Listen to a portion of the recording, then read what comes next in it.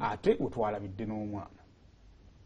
awe nategedde nti abantu batiira ddala abaloga ennaku zino weteekateesayo obufaananyi oli naakuloga abantu balogera ddala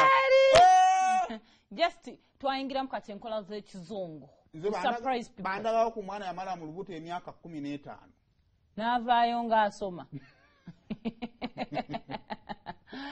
naye nga bambi congratulations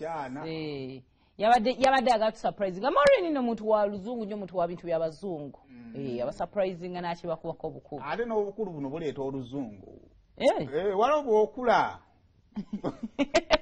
bw'okula otandika okweyisa ng'abazungu naye nga tukuyozaayoza munaaye ate mu nsonga efaanaganako bwe tuyinza kugattako ki kati mbadde ndabayo muboozi ki wano gini gingenda okugattako nga tutundamaliriza olaba mukulu divorce kyataddeyo kale kakati